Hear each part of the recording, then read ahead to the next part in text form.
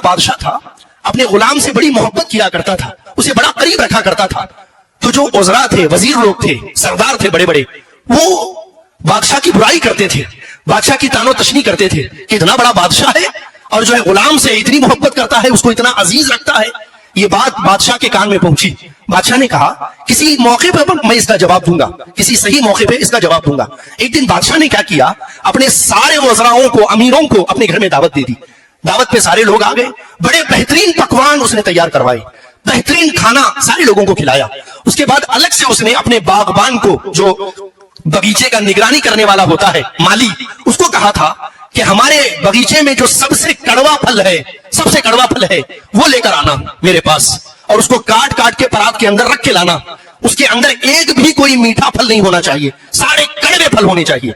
लिहाजा वो हुकुम की तामीर में वो बागबान फल, कड़वे कड़वे फल लेकर, काट कर उसे लेकर कश में सजा कर लेके बादशाह के सामने आ गया।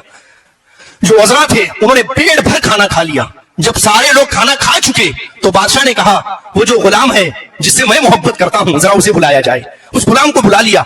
अब उस गुलाम को वो बेहतरीन खाना नहीं खिलाया, वो मुर्ग मुसल्लम उसे नहीं दिया, बल्कि उसके सामने वही तश, वही परात कर दिया जो कड़वे फलों से भरा हुआ था।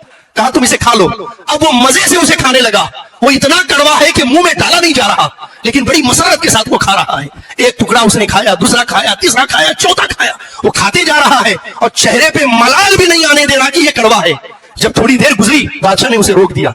फिर किसी और खादिम से कहा अब जरा ये परात, ये जो हजरत लोग बैठे हैं, दावत में आए हैं, जरा सबके सामने से ले जाओ ताकि हर कोई उस फल को खाए। अब सारे लोगों ने एक एक फल ले लिया। कहा कि अब फल खाओ।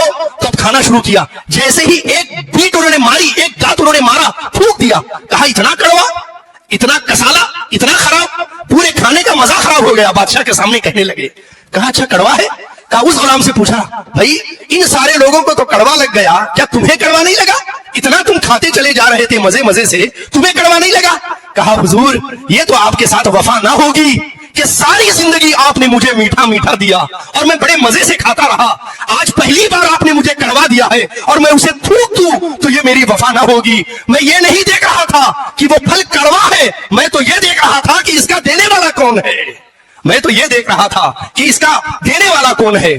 तो रुजू इल्लाह का तीसरा तकाजा यह है कि बंदा अपने मालिक के हर फैसले पे राजी हो जाए।